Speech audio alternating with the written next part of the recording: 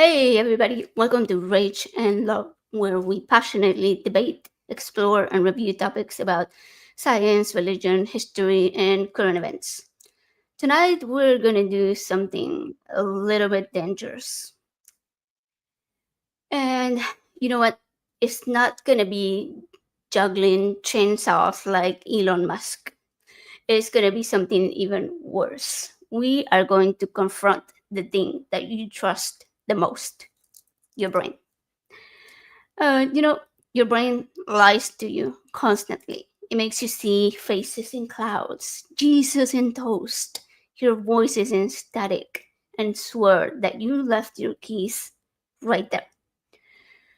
Stress, anxiety, booze, medication, even a little bit of caffeine can bend reality. So, we're gonna pull back the curtain and see just how easy it is to fool our brains. Because the truth is, our brains are incredibly complex, but they're also really glitchy little pattern seeking machines that evolved to keep us alive. So they're not out there to give you the truth, they're just there for your survival. And our guest tonight is the wonderful Misinterpretations. There we go. Hey, Marin, how you doing? Hey, how's it going? Pretty good. Thank I'm super excited. Yeah, me too. I appreciate you having me. This will be fun. I've been looking forward to this. I know, me too. You know, I'm terrible because when I go on the live chats, I my brain is stuck on these are just people commenting. They're just fans. Like it doesn't Hmm. connect to like maybe it's a fellow content creator. Even if I see somebody that I already know makes content, my brain is just sucks and it's like so I never realized that you even had a channel until we met at NanoCon. That's right. And then, because We're in the I elevator. We're like, wait. right, yeah, like I knew that you were, like I would always see your name in the chat and comment and interact and so dance out on Amber's shows and the daily 80s morning shows. Yeah. Like I would see you everywhere, but my brain was just not being very smart about it and being like, hey, maybe she makes content. And so but yeah, I guess also because some followers have like there's like hundreds or sometimes thousands of people like on the line, right? And you have 1,000, 2,000 people in the chat, like not all of them are content creators. Right. So when I came back from nanocon I was like, wait, she makes content, and I checked it out and I love it so much and I really enjoyed like your Well, live thank you. shows. Well, And I was thank like, you. I Yeah. gotta have her on my show. Yeah, that's awesome. Thank you. Same.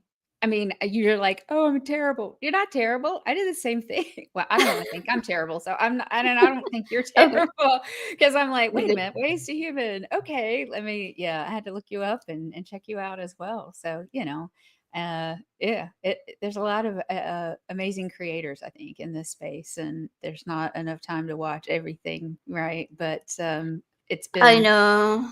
it's Yeah, been I fun wish I to had the learn a time to lot. watch them all. Yeah. Yeah. But I really love things like NanoCon because Mhm. like you come face to face and you make more of a connection with the people Yeah. that are there, right? Like sometimes you may see their content, but you don't realize that they have a more personal connection with you than what you're seeing on their channel.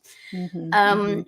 one thing that I loved learning about you was that I didn't know before is that you make music. Yeah. And like like you play the violin, and I was like, "Holy crap, that's so good!" So what else Yeah, do you I play? love it. Do you play anything else? I started on piano, and I actually teach piano to little kids, but I'm not a very good piano player. I like playing one note at a time, so, but I also play viola. I teach viola as well. So, and I teach violin. So that's what I'm doing these days is teaching music, and I'm in an Irish band, and we play about once a month, at an Oh, Irish pub in town, and oh, yeah, so and I also play in our civic orchestra, our local symphony. So oh, a I lot do of a lot with stuff. that. Yeah, That's yeah. awesome. So do you have Irish background? Yeah, actually my mom was very proud of being a Plunkett. So Oh, I love that. That's Yeah, cute. and bluegrass, growing up in the South, and bluegrass's roots are in Irish music, so it's like the music of my people. So I do both as well. Cool. Yeah, Well, yeah. my family is not from Ireland, but we have like Scottish connections. So, Oh, okay, cool. I know a few Scottish tunes too. oh, that's Yeah, cool. Oh, that's yeah, cool. yeah. Yeah, like my grandma, Um, she was born in well, I think she was actually born in England, but like her family ancestry is from Scotland. okay. Um, Mary, Queen of Scots, is in our family line. Oh, very nice, very So we nice. have Well, like there is a there is a Plunkett castle. It's called Castle Dunnasony. So my mom was like, "I want to go see my castle."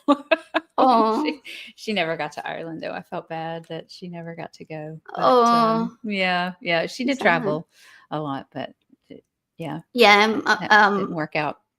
I made plans with my mom that we are gonna meet because she lives in Switzerland. But that Oh, we are gonna meet someday in England and go visit like all the family connections. that'd be I great. don't That'd know. be awesome. Yeah, Yeah, that'll be so yeah, fun. Yeah, I really. I'm hopeful. Maybe within the next few years we yeah, can do that. yeah. So you said you teach music, but Mhm. you also teach what biology? I taught biology for a couple of years in I taught science in high school. I don't know, 6 or 7 years. It's hard to remember exactly because I taught at different schools. 7 years, maybe. Also taught some math, and yeah, I majored in physics in college, and Mm. but I didn't want to continue in that. My brain did not understand calculus at that age in my life, so I went to grad school in religion, and I have master's of theological studies and a master's Oh, of religion and ethics. So, but graduate school doesn't pay very well. I needed to eat, so I went back and actually for my major, I taught science. So, and I've taught almost all the sciences. It's chemistry, physics, oh, biology, earth science, not earth science. What was the other one? Anyway, physical science. Yeah, most of them. So, that's cool. I yeah. I flunked chemistry in high school and math. Mm, I was terrible at it. But I think it could be because you feel that you're forced to learn that stuff in high school. So, and if you don't enjoy it, yeah. then you're like, well, where am I gonna ever need that? But then you grow up and you start seeing the connections between those things and the real world and the things that we experience every Mhm. day. I don't know, even Mhm. things like cooking, right? There's a lot of chemistry in Right. cooking. Right. And so I became like really, really interested in science, like all of the sciences. And I really enjoyed biology and chemistry. And then when I started homeschooling my kid, we started getting into more of astrophysics and Yeah. learning about space. And love Neil deGrasse Tyson, Brian Cox, like to learn way too much that I had Yeah. no idea about before. So it was really cool. That Really is cool. really cool. That is really cool. It's interesting. Like I didn't understand chemistry until I had to teach it. And the first time I taught it was a little bit rough because of that. Because I Aw. there was things I didn't, that just didn't register with me when I was taking it. But unfortunately, I just took too many different science classes in college, and so instead of just being certified in physics and physical science, I they were like, "Oh, you teach anatomy." I'm like, "I never took anatomy. What are you doing to me?" Oh. But I had to teach it because I was certified in science. So, yeah. Oh, so like they were going by, that you do have the science background, so you should Mhm. have like a generalized Yeah, I should be knowledge of able to it. do it. It was Yeah. crazy. It was crazy. So, yeah. But I had really good teachers that I worked with. Science teachers were really we pretty much had to work together.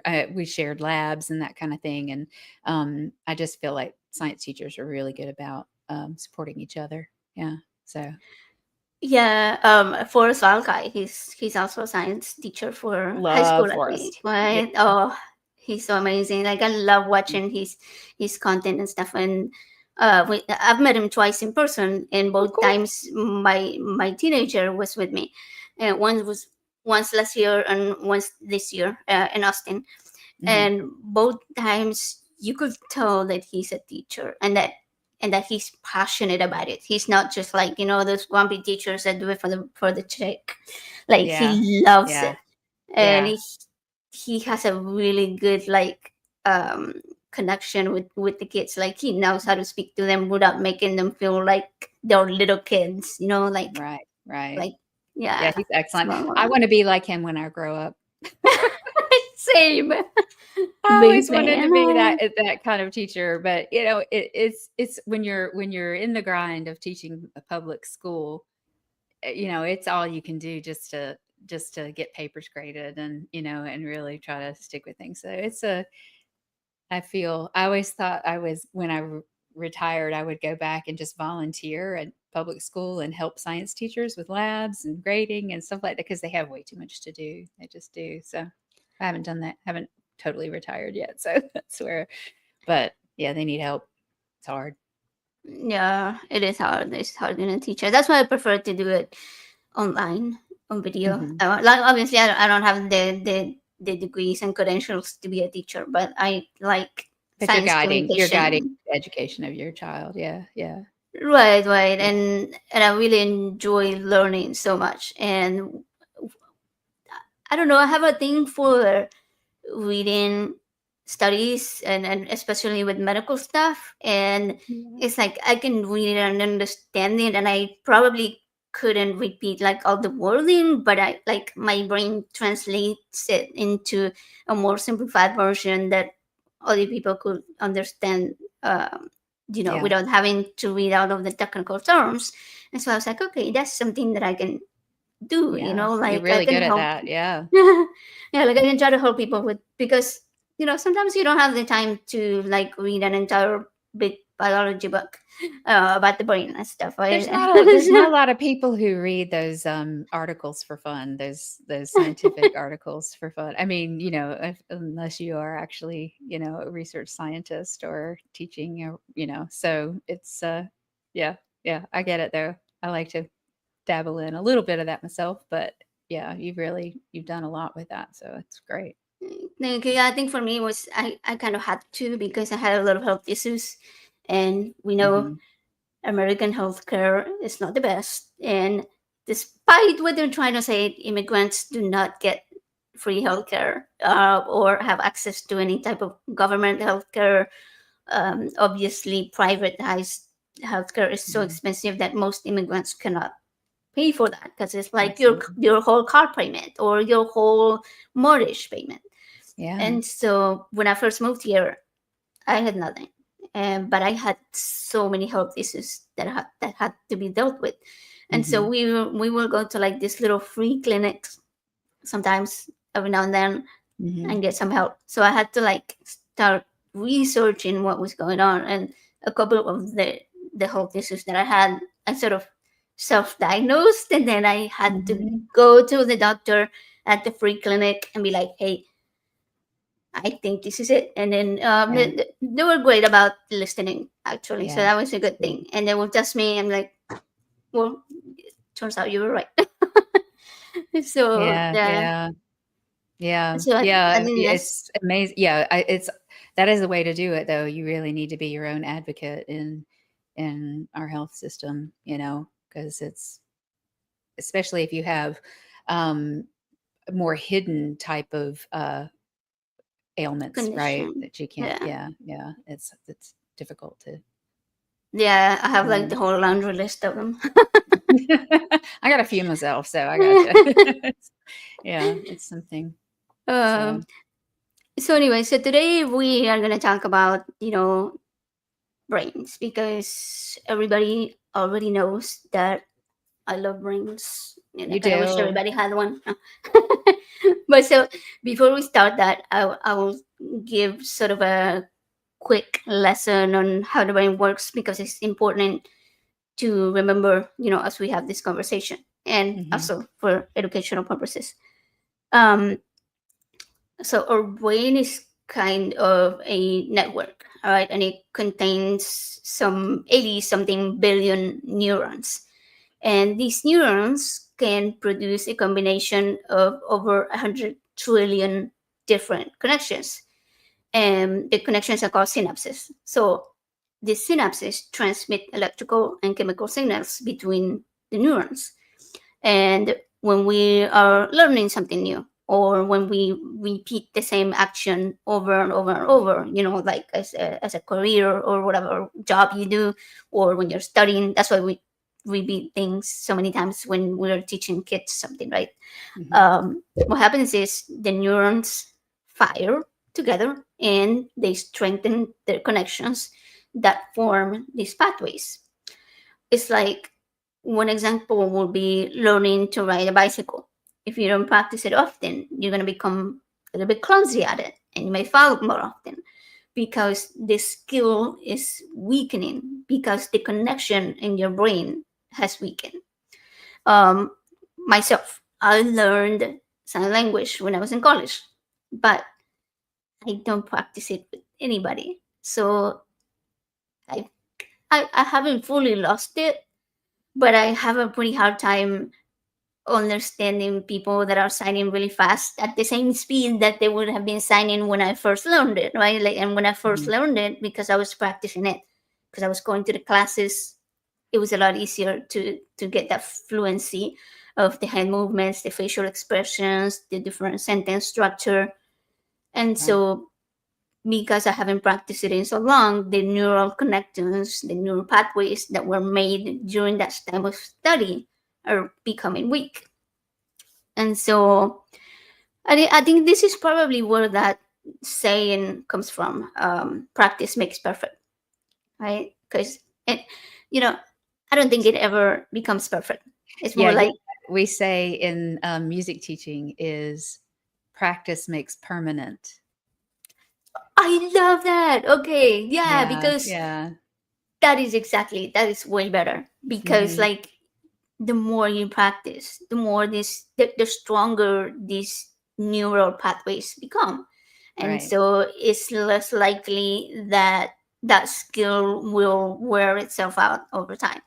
So once you have a very solid foundation for your skill, for like whether it be music or a language or a career, whatever you do, then it becomes much stronger. So yeah, practice definitely improves skill, I guess you could say. Yeah. Yeah. And so on the other side of that, we have emotions and thoughts. And these arise from the interactions between different parts of the brain, different regions of the brain that manage different things, right? And so the chemicals that are released by the neurons, which are called neurotransmitters. One example would be dopamine. That's the one that most people will know of, which is the um, reward and motivation neurotransmitter. Serotonin, that gives you joy and balances your moods, keeps you from being depressed or keeps you from being anxious. Um, Norepinephrine, which you need that when you're in a dangerous situation or when you're scared because it keeps you alert. And so all of these, so there's some more, but let's just do the basic ones. Like together, these create what we could call like a chemical language of feelings, and it's kind of the same as practicing a skill. The more that neurotransmitter gets produced, the more likely you are to crave it more and to have that response. That's how addiction happens, right? One that would be one good example. Mhm. Um, it can develop if it's something like too low or too high levels naturally that happen that can lead to anxiety, can lead to depression. It can also affect the way that you experience the world around you. Um, and because every thought and experience slightly changes your brain. When you're having new experiences, that can mean that your brain wiring is going to be changing. Like, Mhm.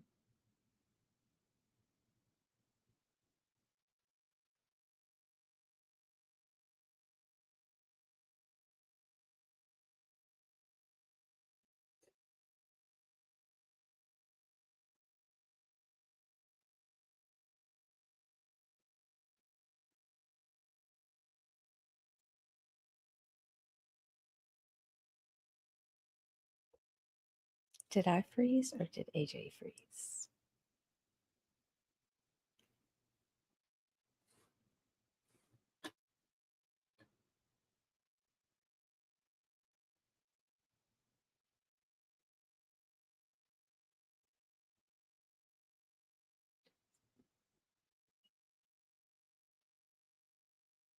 Oh no. What happened?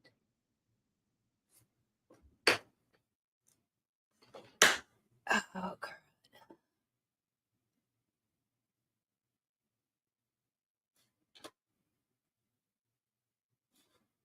am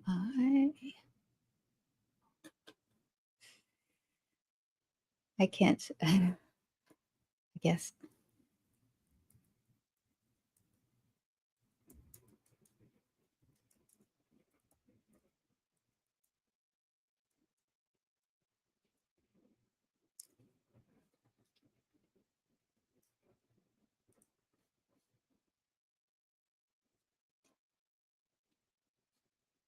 Why is that? What's happening?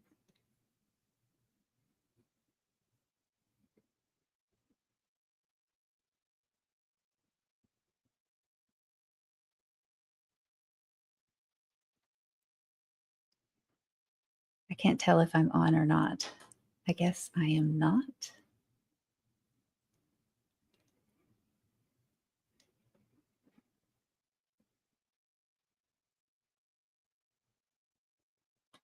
Let me go on Discord.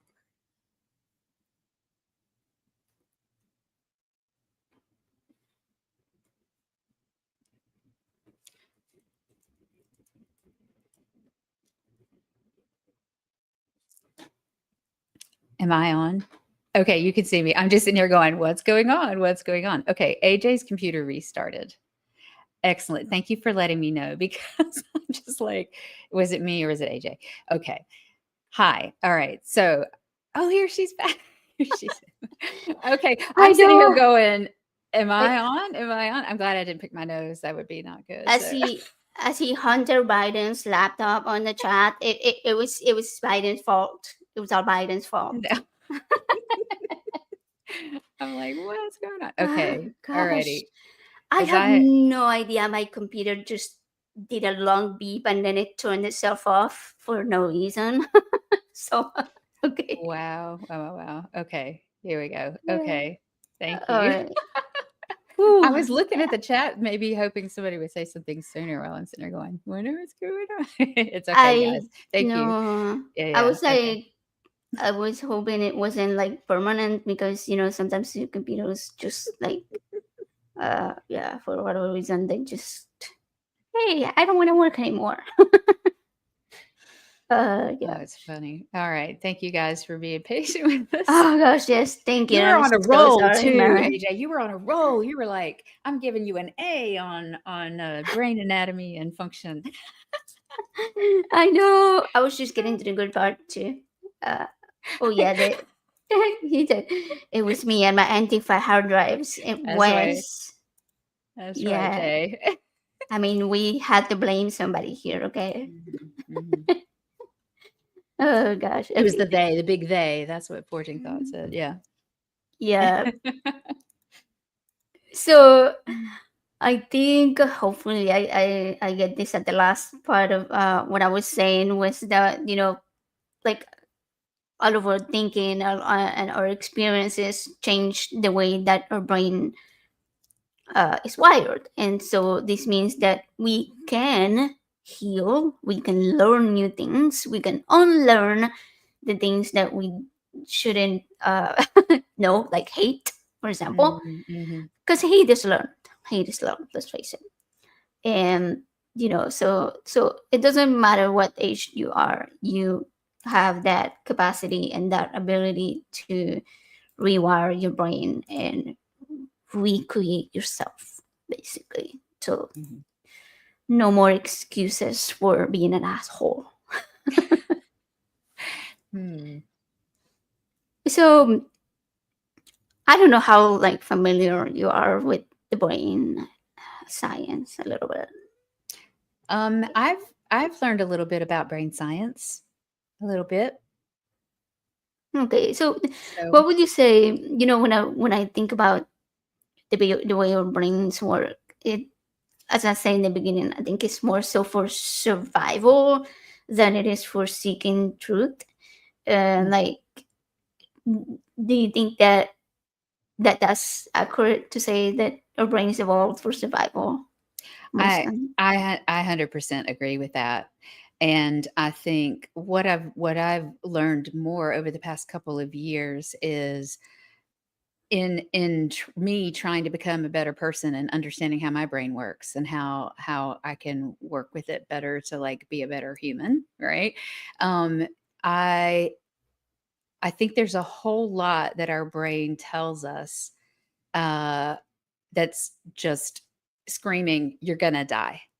So we do a lot of reacting in life, I think, because of that. Because it's like, you know, when we have reactions or overreactions or very strong emotions, very strong feelings, many times it's not the situation. It can be the situation that's right in front of us. Many times it's not the situation right in front of us. Many times there's some type of trigger, right, that is saying this is dangerous, you're going to die, right? And so and not understanding that there's a whole lot of our brain also that does not have language, right? That's only part of our brain. I mean, it's an amazing part of our brain and it helps make us who we are, right? But there's so many times where we react to something or we do something, but there's not the language part of our brain that actually can explain that. And you probably know about the experiments with um, cutting into the corpus callosum, probably, for epilepsy patients and that type of course, they used to do lobotomies for to try to control women. But other than that, but Hysterical woman. yeah, exactly.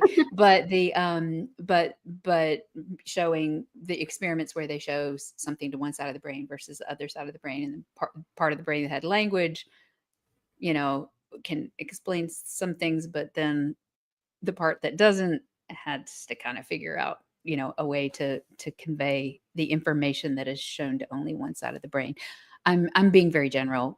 We don't have to talk about all the details of it, but the point I'm making is that yes, the goal is to keep the brain working, right? And to keep the brain alive. And keeping us alive. So yeah, I think, and it's hard, I think, for a lot of people to accept that animal part of who we are, because it's another story our brain tells us, right? That, oh, I can rise above that. But yeah, I think We are that's modern humans. yeah, yeah, yeah. And we think that what we think is the way things are. And so much of the time it's just not, it's just not true. But that was a part of, like, I was thinking about this today when I was thinking about about our talk today, about the in group out group kind of stuff, and we'll probably get into a little bit of that as well. But some of that in group out group function of it is so that the society that we happen to be in can survive. And those kinds of those kinds of ideas, those kinds of philosophies, the kinds of beliefs that make us in our group and not your group can be so very strong because they, I think, evolved to help that particular society work and work together. Yeah. So some of those, so we think that that's the way that the world is. And if you get an opportunity to travel to different countries and travel and see different cultures, it's like, oh, they don't think that same way. They don't, you know, that's for Different. me was one of the first times I was like, oh, people are different and it's okay. So, Yeah, and I think that's why one of the reasons why so many people deconvert from religion when they go to college, because first you're raised with your family, then obviously as a teenager as well, and so within your community that your family exposes you to, because generally speaking most kids majorly depend on their parents for transportation, right? So mhm, if you're going to be a part of a group, then it's going to be church, or it's going to be a group that your parents picked for you and exposed you to it, and were careful about what they were exposing you to. Like, if it's somebody um, that doesn't think kids should be involved in, I don't know, whatever, robotics, then they're not going to expose them to that. But so when you go to college, that's like your first experience that's very individual, and mhm, you're learning about people that you weren't exposed to as a kid. Myself, growing up in Argentina, I didn't even know what a trans person was until I was like 15, when I moved to the US, and I was more exposed to that, culture, and to seeing other types of people than what I was used to. And I'll clarify that we lived in an extremely rural area. There was mhm. a middle school and a store, and there wasn't even a church, or there wasn't any type of other shops. It was just like farms, and so it was Wow. a lot of the same type of people, right? Yeah. Like, it was a very small community, and that's all I was exposed to. And so moving to the US was like a complete culture shock. Yeah, I bet. But that's why I think that's why people deconvert from religion when they go to college, because they begin to expose themselves to other types of people that they Mhm. weren't exposed to before, and they were like, "Whoa, they are cool. They're Yeah, nice. they're good people. They're like not Yeah. trying to, misguide me or anything like that." So yeah. Yeah. Yeah, I think so. Did I answer your question? I don't, maybe Oh you were yeah, yeah, asking yeah. that. You Okay. did for sure, for sure. Okay, cool, Yeah. cool. Um, let's see. There's a comment. Experience, life, evolve, emotion. I like that. That's cool. Yeah. So there's another thing related to that instinct that humans have, that comes from our past ancestors' experiences, right? The way they were not the modern type of humans, or the modern type of life that we have right now, so they didn't have all of the same tools that we do. And so things like, hey, that rustle in the grass over there must be a predator, is Right. something that stuck with us, but we use it with modern society in mind, right? Like, if you hear Mm, something, then it's probably, maybe somebody's following you, or maybe so, like, if you hear a boom, then it might be a gun, maybe somebody shot, right, right? right. And so, that's something they wouldn't have back in caveman days. um like a bang would have been like a rock or something. So Yeah, uh, yeah. but so there's this thing, there's this term that I learned from Richard Gilliver, and it's called pareidolia. So, which is like, your brain sort of recognizes different patterns. Um, like, if we didn't have that, we will probably have to relearn the shapes of words, the shapes of letters. Sorry, like every time we look at it, right? Mhm, Like, it mhm. wouldn't be that, like, we see that little shape, and you're like, oh, it must be an A. And every time we meet somebody, if we didn't have that pareidolia sense in our minds, then we wouldn't remember that person. So it's Right. like a, yeah, so it's like a pattern recognition method that the brain uses. And but sometimes it uses it in situations that it shouldn't be, right? Like for example, when we see faces or shapes in objects, like in the Right. clouds, in the trees, and the toast and stuff. And Yeah. Yeah. yeah, but it's also used through our hearing, like different hearings, like you smell, and it tries, like it makes our brain sort of recognize things that are familiar or similar to a pattern that we already knew, and so it's just kind of trying to make sense of an external stimulus. I don't know. It can be something like if you see something dark of the side of your vision, Hmm. then you might think, if you're a believer, you might think it's a ghost. Right. If you're not, then you're like, well, was is somebody else in the house? Was it Hmm. Hmm. did somebody And that break protects in you, and right? That protects you, right? Yeah. Yeah. Go ahead. why? So but that's what we were talking about earlier. Like our brains are not wired for truth, because if you see that shape or you hear that sound, your immediate reaction isn't the most logical.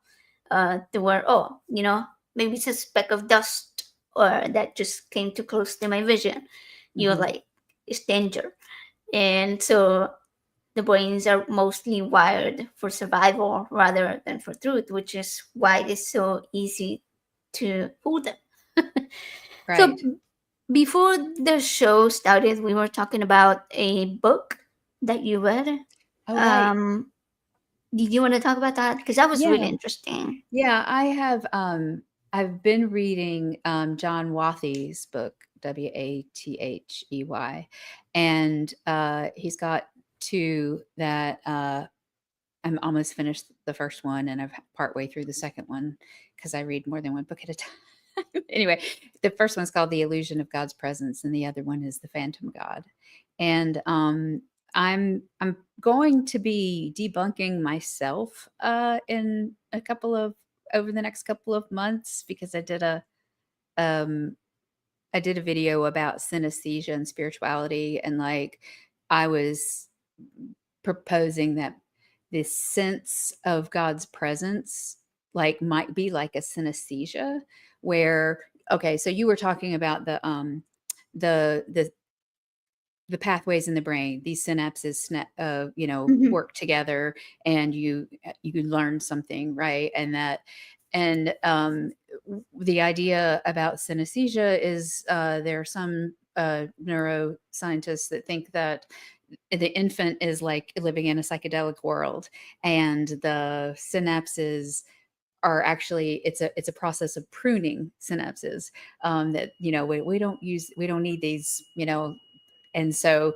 some people end up seeing like numbers being a particular color, like 3 is always orange or 5 is always purple or something like that. So, and it happens to be that in the brain where you process color is close to where you recognize numbers.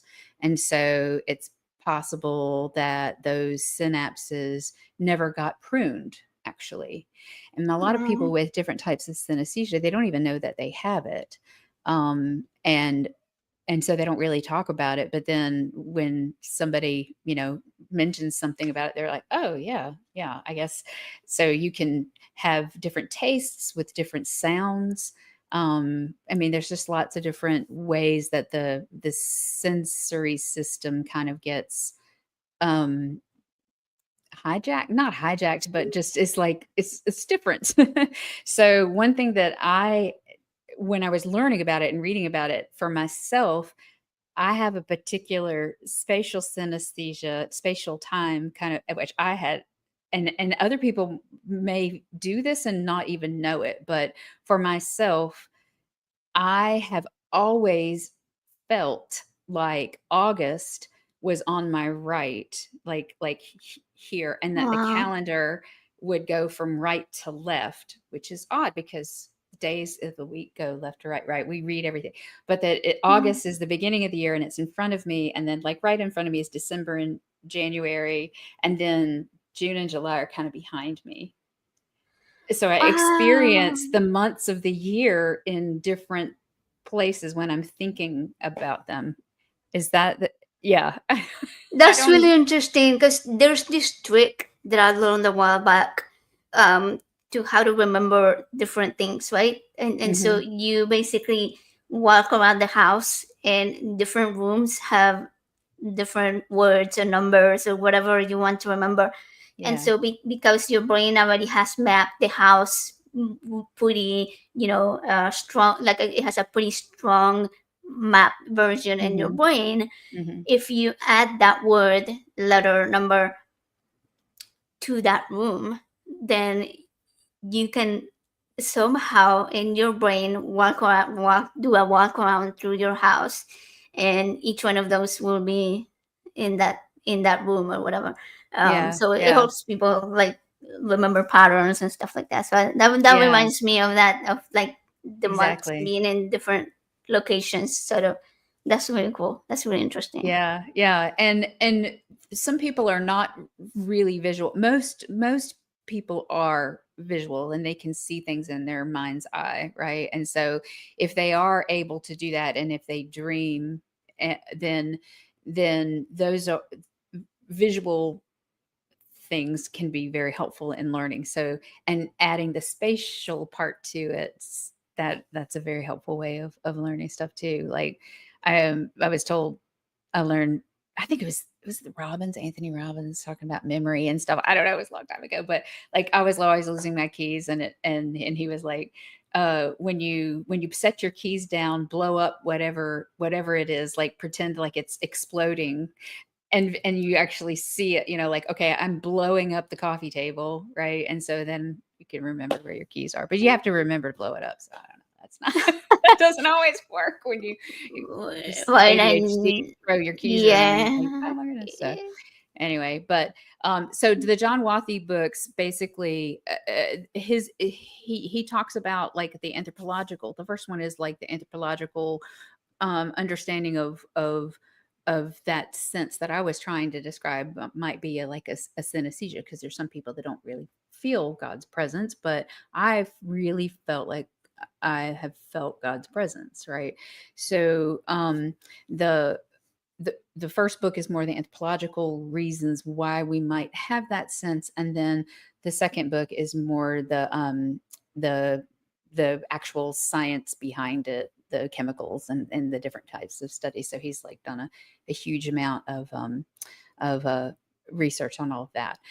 But his main point in this case is there's two. He thinks that there are two main roots of religious experience. One is what he calls the neonatal root, and it's that innate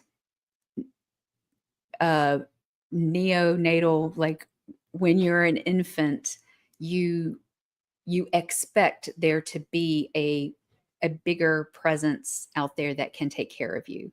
Otherwise, we wouldn't cry as infants when we needed something, right? So it's part of the basic. We're not a tabula rasa, right? We're not just a blank slate and learning everything.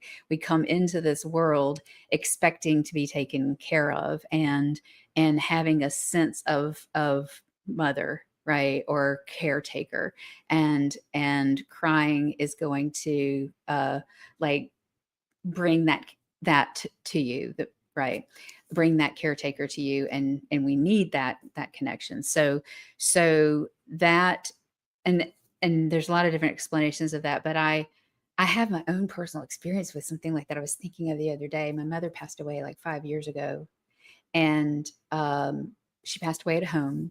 My brothers and my dad and I were in the den, waiting for the funeral home to come and take her, and they came, and we were just talking, and they said a couple times, they're like, well, we're going to bring her through here, so if you want to go in the other room and talk. And we're like, no, we're fine.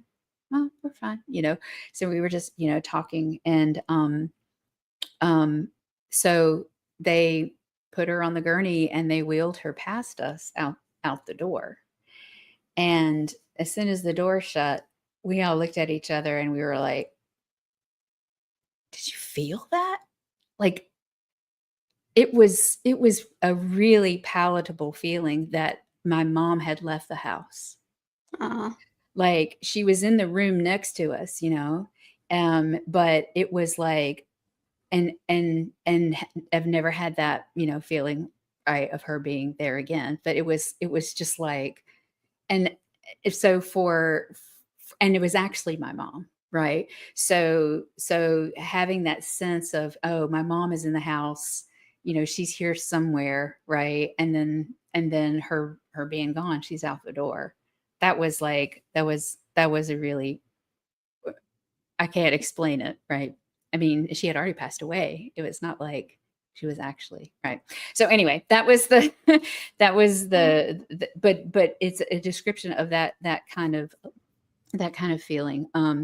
But so he likens it to all kinds of things, like a lot of times people will actually feel God's presence in the room, and often it is when they're under a lot of stress, a lot of duress, and they are, just not knowing what to do, right? Feeling really, really lost in the world and everything. So it could be, um, that sensing that presence. Yeah, pragmatic Crystal, you're everywhere. I love you, girl.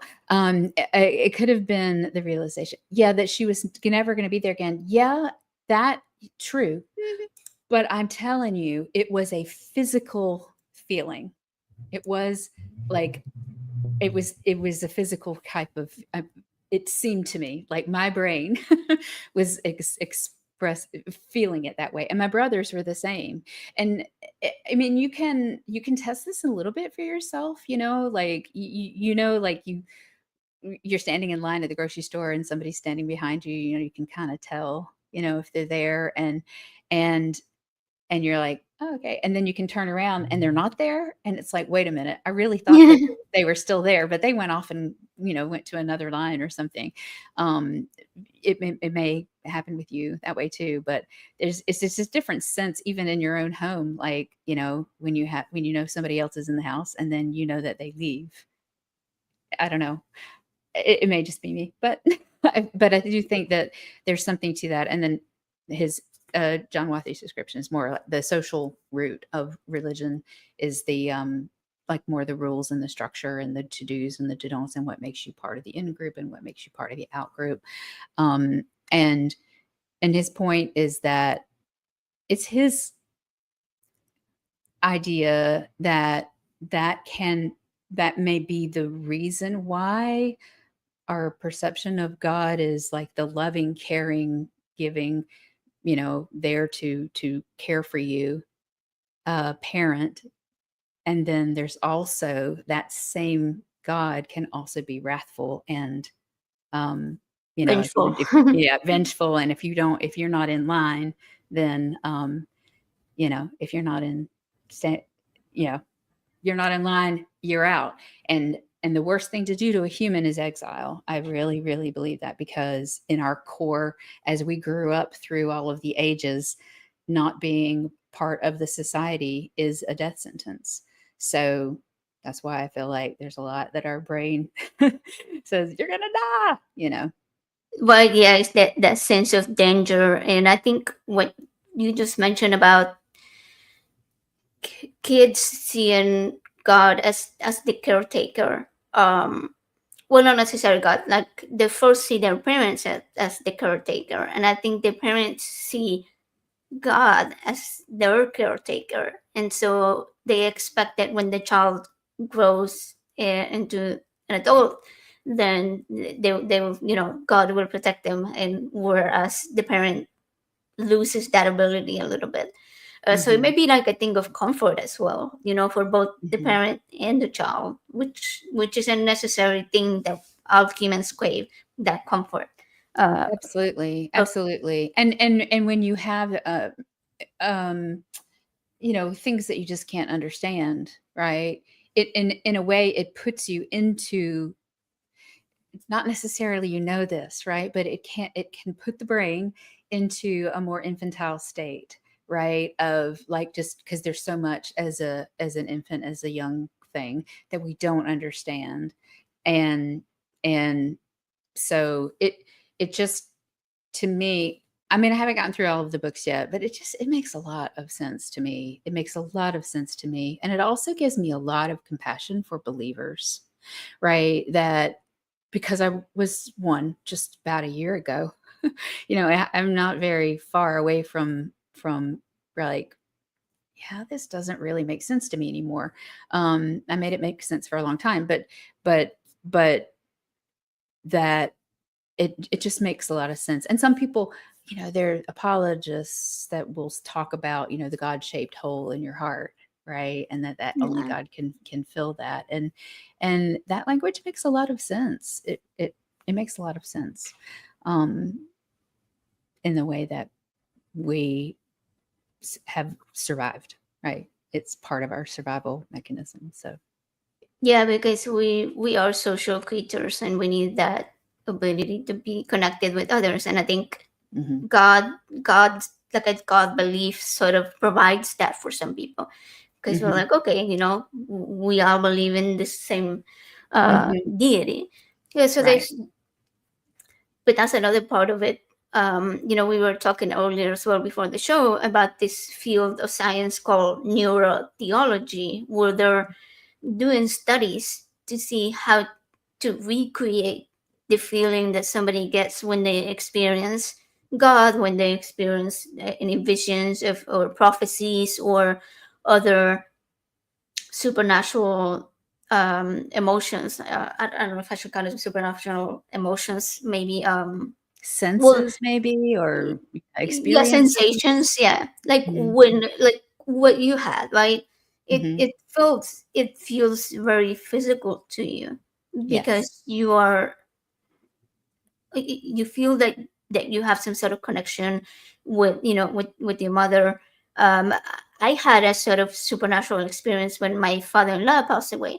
I was a believer at the time, and so we came home from the funeral and we walked into their house, into my mother-in-law and father-in-law's house, and he will always be sitting on the porch and kind of every time we'll sort of say it the same way, how y'all doing, like in a Texas accent. And so I walk in, as I'm walking past the porch, I clearly hear him saying that. And for years, I clung onto that he spoke to me. Yeah. But the more I learn about the brain, the more I realize that, well, first of all, I'm deaf and I did not have my cochlear implant at the time. So while I did use a hearing aid, it was a lot easier for me to like hear him say it when he was very close to me, like physically, at a short distance. Mhm. And to me, I was like, okay, well, if he wasn't there physically, well, obviously, could it have been, his spirit? That's what you think when you're a Right. believer. But Absolutely. then I'm like, well, now that I know how the brain works and how memories are consolidated, how our brain processes all of these thoughts in our dreams, which is where Mhm. memories are consolidated. And so, if our brain is able to make up all of these things while we dream, is understandable that the same could happen while we're awake. That sometimes connections are made Right. that shouldn't have been made. That perhaps because of other extenuation circumstances, like we were just at the funeral, right? Right. Everybody was very emotional, Emotional. Yes. tired from lack of sleep, stressed out about the whole getting everything together for that day, anxious about the future. What are we gonna Mhm. do? We were thinking about having to move in with my mother-in-law, and so like it's clear that my brain was experiencing a whole lot more than what it could process. And so Mhm. it's understandable that there could have been some connections made that were not meant to be there. And, it could have been just a memory that the brain Mhm. just brought back and just a Right. voice that I had already heard before. Right. Because it wasn't like like he said something I'd never heard before. It was his voice and everything, but it was something that was, now that I think about it, it was something that was more than likely, pre-recorded in my brain, and it was just replaying at that moment, Mhm. kind of like Mhm. when you have a flashback, right? Right. Right. Right. And you were in that space, right? That spatial memory, right, adds to that. So along with all the emotion, yeah, it makes a lot of sense that that would happen for sure. Yeah, and so also like we were saying earlier, there's like when you were talking about synesthesia, Mhm. there are certain things that can be smells, they can be sounds, they can be tactile experiences that will literally bring us back to a moment that we've experienced at another time. And Yeah. you can even feel the physical um, sensations that you Mhm. felt at that time. I don't know, it can happen to people who have, very traumatic experiences of like experiencing Right. pain or sexual abuse, or things Mhm. that they can physically feel somebody grabbing them or something like that. For me, one of those things is when I smell hand sanitizer, like a specific brand of it. It takes me back to my kid being in the hospital and having her Mhm. surgeries. So it's like, for me, it can arise like a sense of like my muscles get tense, and Mhm. I feel like the emotions, and sometimes it can even feel like cold, like hospital rooms are cold, and it's like, Yeah, yeah. but it's like that momentary thing where one tiny thing triggers all of these same chemical releases that you had at that moment, Yeah. like the same Yeah. chemicals that were released at that time, maybe at a lower level, but trying to like recreate that same experience, and so it can Yeah. happen that way. Yeah. So one thing that this is making me think of is that the filling in the blanks part, which I think is like I think connecting to what you're getting ready to talk about, but is the our brain fills in the story, it fills in the blanks for the things that we don't know. So your experience with your father-in-law, as as a believer, that might have just been him communicating with you, right? Or the so I think it's interesting that agency that you were talking about. Like, if there's a rustling in the bush, it's very advantageous for us to assume that there's an agent there, right?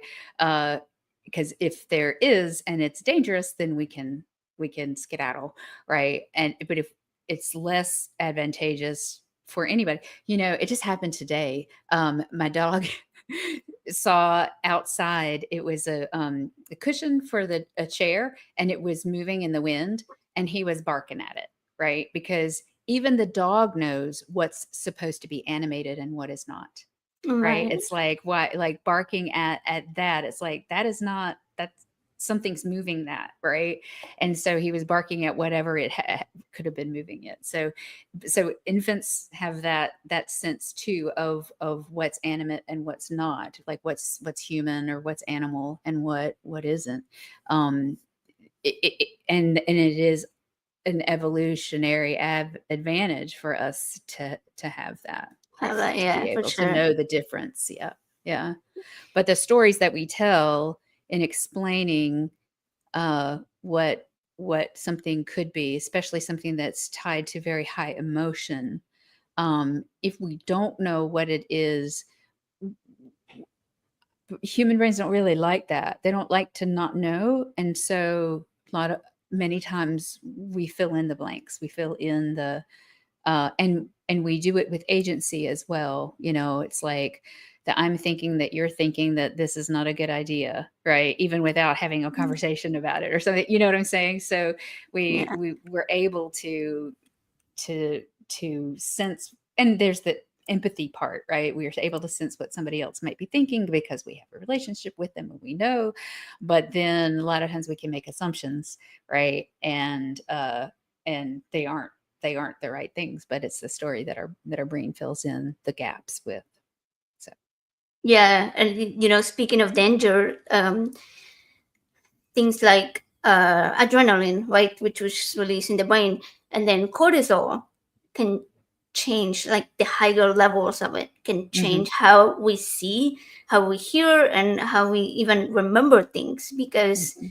if you think about it, during a really stressful event or situation that you're in, the release of all of these hormones and chemicals tells the brain to, hey, pay attention right now because this is really important, right? Like this is Mhm. Mhm. dangerous. And Yeah. so this also triggers the release of another neurotransmitter called noradrenaline, and it helps in memory consolidation. So which is like how your brain sort of records and saves your memories. It Mhm. mostly, like the majority of it happens while we sleep, but it but depending on how you experience that, your brain puts that ahead of the rest of the memories. If it's, I don't know. Yeah. Right, because if Um, it's there to protect you, if it's something that's causing, right, a fear response because it's trying to protect you, then those memories are gonna be more important, right? And those triggers more quick to come about. right, like if you're, I don't know, having dinner with a friend and you are having a really heated argument, your brain is going to tag that one as the most important part of the whole situation. And you may both even remember it differently, right? Mhm. Like Mhm. depending on your state of mind. Like you Right. may be perceiving it as a harsh conversation, but your friend may perceive it as just another disagreement, right? And Banter so or something. Yeah, yeah. right, like for their brain, it's not gonna record as strongly as for you because you were experiencing it as a harsher interaction, right? And so Right. what happens is, like, let's say in a more dangerous situation, when all of these neurotransmitters and hormones are released, it makes stronger connections in your brain between the neurons, the brain pathways that we were talking about. Mhm. And so for example, the amygdala is the one that's like the alarm system, that, but that Yes. has, it is connected to memory consolidation. That's Right. why, like what I'm saying, like emotional, stressful, and scary memories are stored so much more vividly than a nice afternoon in the park where you are just reading a book calmly, like you're Right. gonna Right. remember.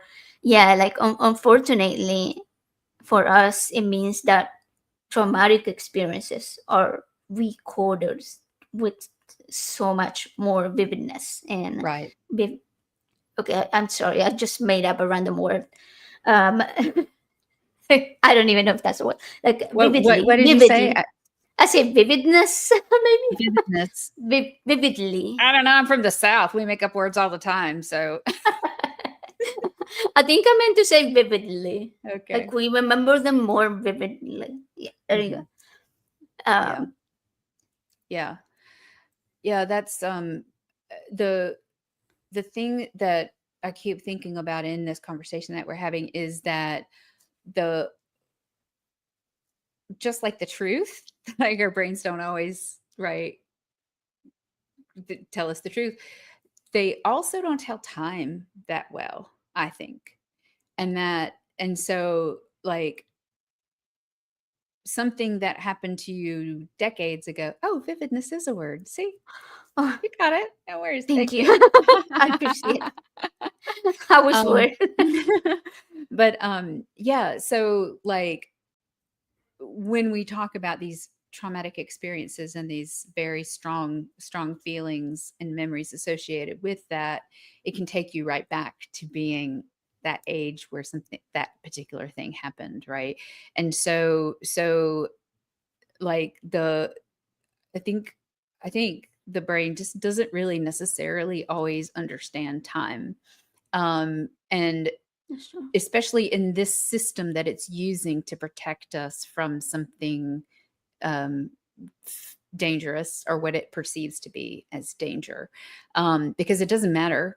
It doesn't matter. It's got to be able to tell you like right away that this is something that you need to react to, and this is something that you need to get away from, or whatever you need to react to in order to protect yourself so that you won't die. And so so the becoming an adult and becoming more emotionally in tune, or in tune with emotions that come up, um it that's the part of that adult learning process, I think, that our forebrain can help us with, when the midbrain and the lizard brain, right, they're there reacting. But it's why, like, being able to go, "Oh, I'm having a really strong reaction," right? And not actually necessarily lashing out at somebody, but like this, like, why am I having such a strong emotion? Why am I having such a strong feeling? Why does my skin feel like it's on fire at the moment, right? Being able to recognize in yourself what physical reactions you might have to an emotional trigger, right, is it's a really hard work, because what created the trigger in the first place was something that was really not hard work, right? Our brains do that very easily in order to protect us. But when we're trying to realize, oh, this reminds me of a time where my brothers used to tease me and make fun of me, and I thought that, they really hurt my feelings, and so now I'm going to yell at you. Because, and they don't even know that they triggered that particular really strong feeling, because my brain doesn't have time. My brain just thinks, oh, this is just like that, so it must be happening right now, and everything is happening now, and so therefore I'm going to feel like the way I did then. Do you understand what I'm saying? So it's very it's very hard.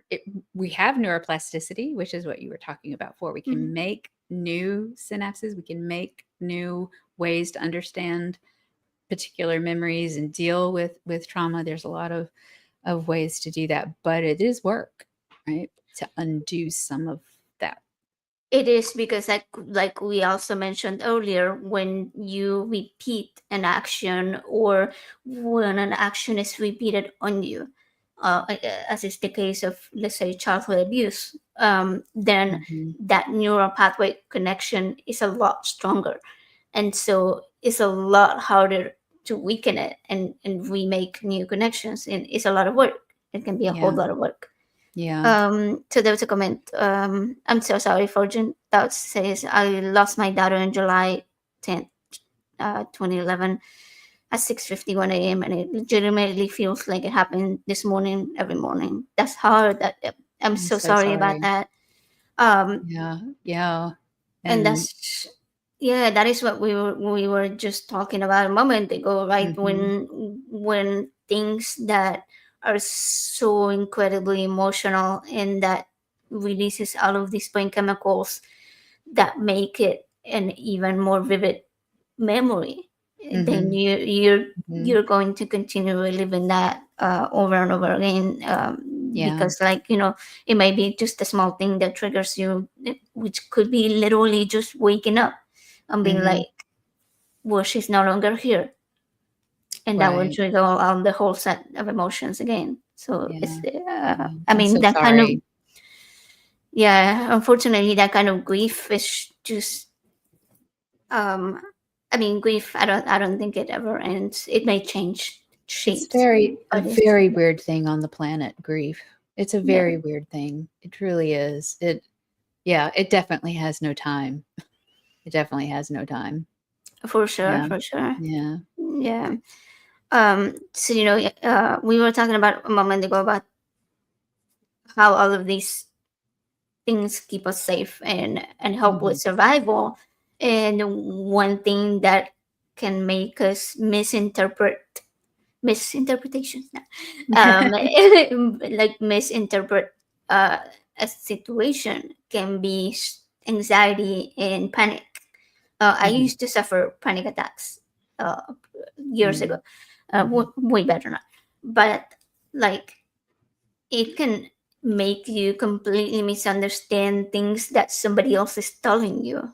like that person may be completely not a threat, and but you see their facial expressions and like you misunderstand it as being threatening, or the person being upset at you or Yes. coming for you, and it's not, you know, it's not the reality, it's just what your brain is telling you based on how it is running at that moment and what neurochemicals are running the most at that moment.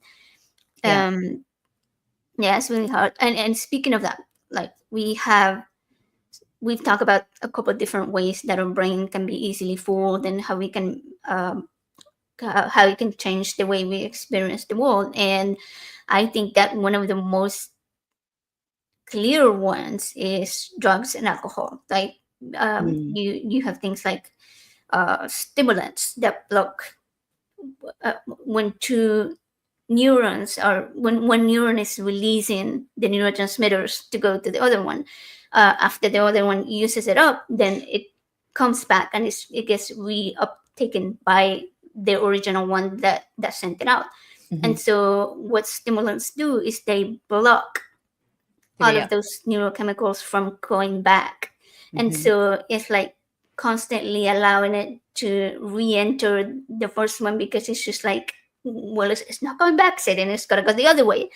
And Yeah. so they like overload you with that. And on the opposite end, you have the presents, which are slow down the actual production and transmission of the neurotransmitters in the first place. So there's less of it, and you're Mhm. like, you know, a lower functioning, dumbed down version of yourself. Like Right. alcohol is more be a great example of that. Right. Slurred speech, all that. Yeah. Yeah, yeah, and I mean, like our senses, have, as we just discussed, are already pretty finicky about the smallest of changes. So when you introduce something so extreme as alcohol, is is a whole other story. Right there, people can have like hallucinations, which Hmm. is actually, you can actually have hallucinations like daily, right? It's kind of like you know, if you hear a knock on the door or you hear the phone ring or you see a shadow and like Yeah. it's not actually, and you go to the door and nobody's there. It's kind of like a small hallucination. It could be something else that made that sound, and it could be a mix of pareidolia with a sort of hallucination thing. But like like I said, Hmm. you know, with my father-in-law, sometimes your brain may replay a memory on its own, and you don't Yeah. realize, and it feels like the surround sound like it's happening in Real. real life, but it's really Yeah. like, yeah, it's just in your brain. Yeah. um so let's see, I have a some little games that we could play. Let me see if I Hmm. can pull Are we this going to up. fool our brains? We're We're going to gonna fool. try. Yeah. We're gonna Okay. try. Okay, so I'm pulling it up real quick because got the right size. See if you can do this. Share my screen.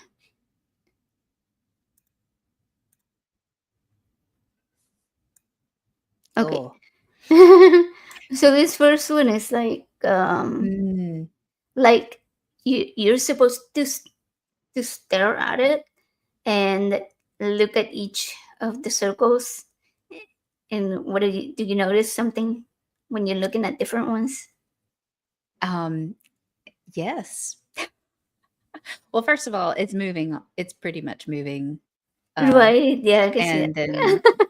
and the circles change from a darker blue to a lighter one, like in the centers to me, like those are moving more. So, Oh, you're um, right. I think like the ones of the side of my eye look darker when I'm not looking at them. mm, I just noticed that too. Yeah. it's like they're switching, but it's part of the motion part. So, but I have, but my eyes aren't completely stereo. They don't always move exactly the the same. But it makes me tired when I read. Because of Oh, that, okay. the words can jump around on the page, but that's part of that. So, but are they? They're not so. what's happening for you? What does it look like? Yeah, I see them sort of turning like this, like moving, right? Is that how you Yeah. see them moving? Yeah, Like in a circular? and kind of but they kinda go back and forth. They don't, like, spin as to me. They're Yeah, it's just only like kind of moving. partially. Yeah. Yeah, yeah. Mhm. Right. Yeah, I think I'm seeing the same thing. Um 'Cause of the direction. Because it's arrows are yeah, so we partly, Kyle Rad, what a trip. I know, and that's just a picture. I know. It's like, but then you also have to consider that people have different, like their different senses work at different levels, right? Like you say, with your eyes are, were moving a little bit different. And Mhm. for me, it's like I was blind for several years, and then I had corneal transplant of both of my eyes, so I can Mm, see better, but I see better at a distance than I do up close. Um, mm. so it's like that can affect how you view things. There's that one, with the purple, no purple, gold and white dress Oh, thing. right. Yeah, Like for me, it was really hard to see when my vision was really bad because it was just super blurry. Uh, yeah, let's yeah. see. Okay, I'm ready for you to be going on to something different. Okay, let's see. Be careful not to get hit. Oh, cool. Okay, what's going Oh, on? okay. So this one says um, it includes a circle of pink dots arranged like clock face against the gray background, as well as a small black cross in the middle. In rapid succession and in clockwise pattern, each dot in the circle briefly disappears. I see them as green. Do you see them as green?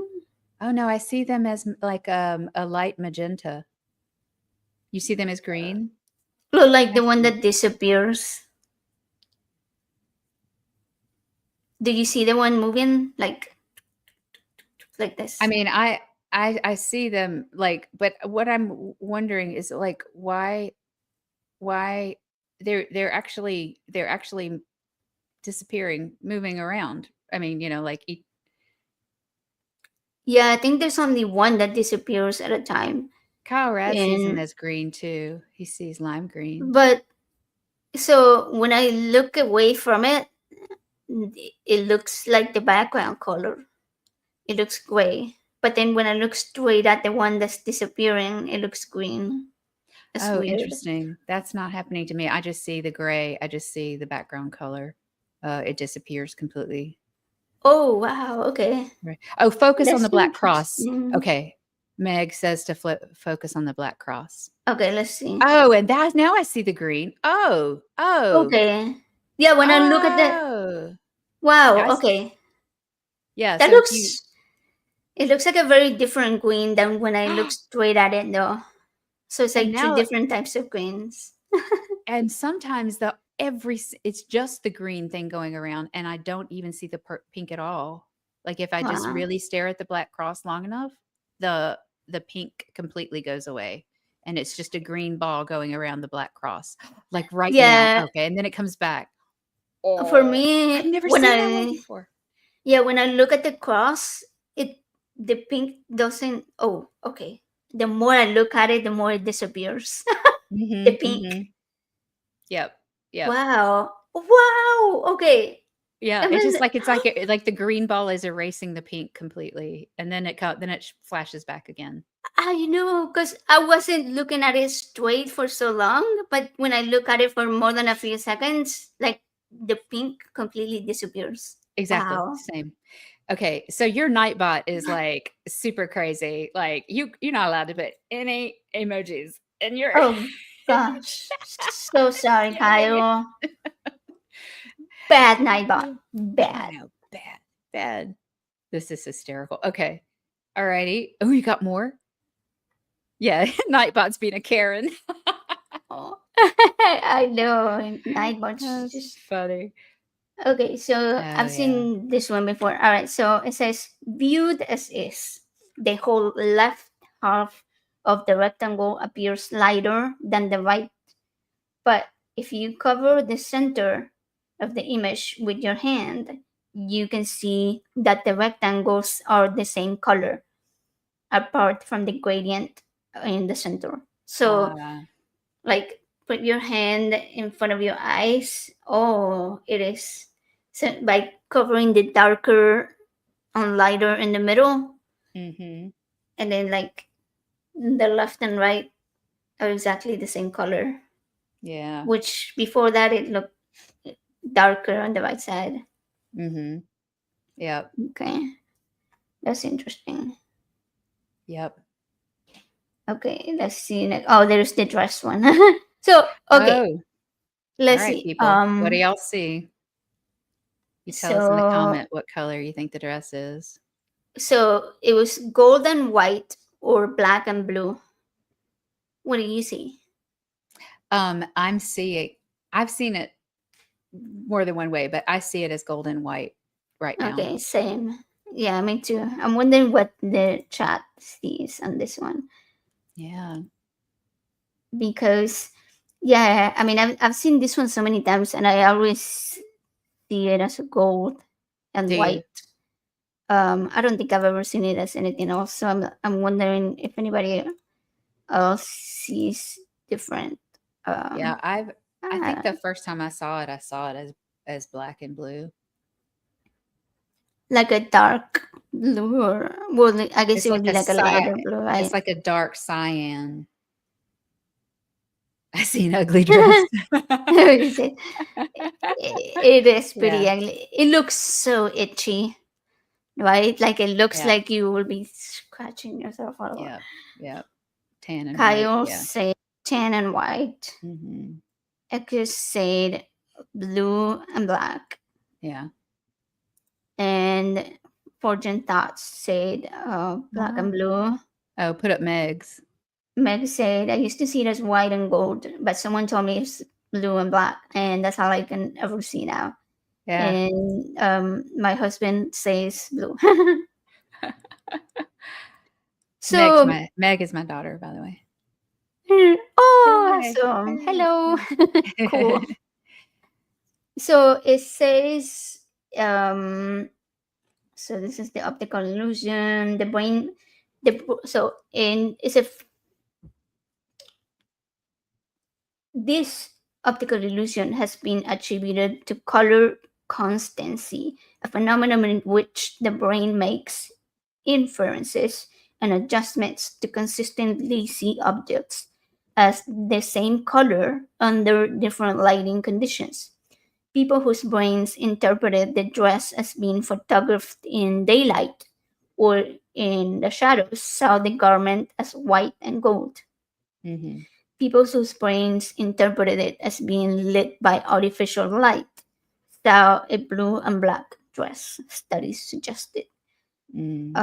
And it says because of the original dress photo was overexposed, it made the lighting source unclear and forced the viewer's brains to fill in both the likely lightning source and the true colors of the garment. For the record, the dress is in fact blue and black, Yeah. which is really interesting because I've never like I see Yeah. gold. I see like a Yeah. brownish gold Yeah. color. Yeah. Joseph, I used to be able to see blue and black, like I could every now and then switch it, but yeah. And sometimes it's like the actual picture that you see, I'm trying the to see if actual I picture got you curve or something. Yeah. yeah. So yeah, it's kind of wild. Oh no, what's happening? What's happening? All right, let's see this one. The scintillating starburst illusion tricks us into seeing bright rays of light. The illusion is made up of concentric polygons that form a series of wreath-like patterns. If the illusion works, you'll see bright rays shining through the intersection points between the outer peaks of each wreath. Our brain perceives bright dots at these intersection points because they're the thinnest part of the ring, and it then invents ways to connect the dots. Oh, Let's see. fascinating. Oh, Let's look okay. at it for a second. Okay, Yeah. I'm centering it. Let's see. Oh, okay. It's moving too for me. So if I look closely, I don't see the rays. But if I stand back, well, it could Mhm, be because my vision's bad up close. Um, but if I sit back, like I can see all the mhm. rays coming up It's off of the fascinating. center. Yeah, it's almost like it's sparkling a little bit because the rays to me move a little bit. Yeah. But Yeah, if you yeah. if you squint your eyes a little bit, you can't see them anymore. Well, at I least still for see me. them. Oh, I do. I still see them. But just looking at the Okay. center, if you look right at the center of it, it's easier to see them. So, Yeah, that's super interesting. yep. Cause like they're not, Yeah. cause they're not really there apparently, according to the text. The rats. Somebody said the rats were moving, but it's they meant rays. No, Jay's giving him a hard time now. Yeah, master splinter appears. Rats. All right, now you. Uh, Oh yeah, I've seen this is a common one. What you had some audio ones too, right? oh yeah, I did. Okay, these are like a little bit different. What do we see here? Okay, give us a second. They're like, are all the lines supposed to be the same color?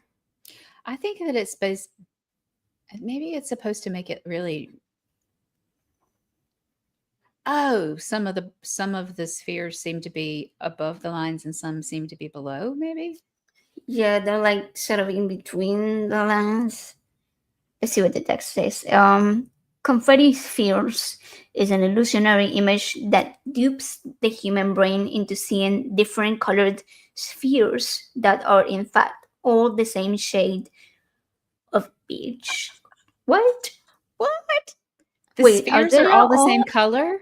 Are you serious? What you talking about, Willis? What? And you can't make your brain see it differently. You can't make your brain see the colors. The lines going through the spheres are different colors. So they're making it. And They're so it makes making the this background ones, the background spheres seem like they're closer to the well the ones with the blue lines. I don't see them as bluish. I see them as tan. kind of bluish tan to me. Yeah, but then the ones with the green lines over them, I see them as more green. And the ones And the with the red red. line almost look like orange, orangey, Yeah. reddish, pink, maybe Oh. pink. Is anybody colorblind? Do they see a difference with the red and the green? They're all I had to buy this. Say they're all key balls. Yeah, okay. Um, Yeah, they do. The lines going through the spheres are a different yeah, color. And the spheres are a different color, but they're not a different color. The spheres are which waitress. Wait, That's too funny. Forging thought counts on stage. curvature You gotta get a blind. new nightbot. Oh Being gosh, is Karen it? again. That's too funny because of the cap. Oh, because The I guess capital letters, because they probably. typed it in all caps. Yeah, Oh I'm boy. sorry, guys. I'm gonna have to go and edit Nightbot to behave. Calm down. It. Okay, so this one says. Alright, let's look at it first, and then we'll read what it says. Oh, okay. So like, are they all? What is Oh, happening? I It my is. Cause like the ones that are rounded, whenever I look a different way, they look straight, and then the straight ones look curved. It's like they change shapes whenever we try to focus in a different. Yeah, and the light and the dark, like And they keep blurring and going back clear again to me. Yeah, with the I don't ones that like it. are I'm over gonna the have a headache black. by the time we're done with this. I'm so sorry. No, Maybe I'm I teasing. I'm teasing. I'm kidding. so the one on the bottom corner with the black background, if I stare at it for a minute, they all look rounded, curved. But then if I look away and look back, I realize that some of them are straight. Yes, that is happening. It is trippy. Yeah. It Wow. is trippy because it's like every other one is straight or curved, but then all of them in the black are curvy, but then they're not. And in the white, they're curvy, but then they're not. Whoa. Explain it. Explain it. What does it mean? How does this happen? All right. It says the curvature blindness illusion demonstrates how humans can perceive a wavy line as an angular zigzag. In the image above, all of the lines are the same What? wavy shape. Are you? No, no, No way. no. You're lying to me. It says, but half of them appear to be zigzagging in the gray section. Yes. Um, Half of them appear to be zigzaggy in the gray section.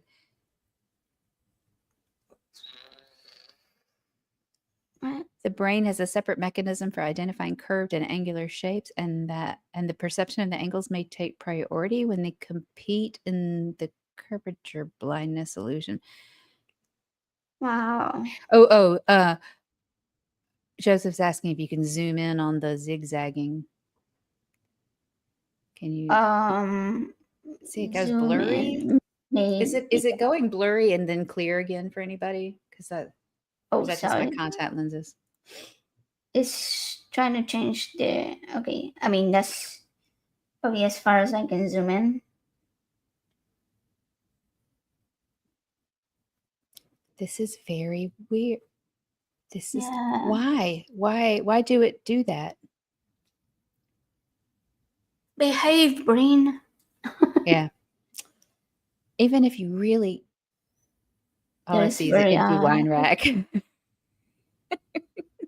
cracking me up, man. Yes. That's hysterical. Okay. Digital. Yeah. Okay. That's about all my brain can take of that one.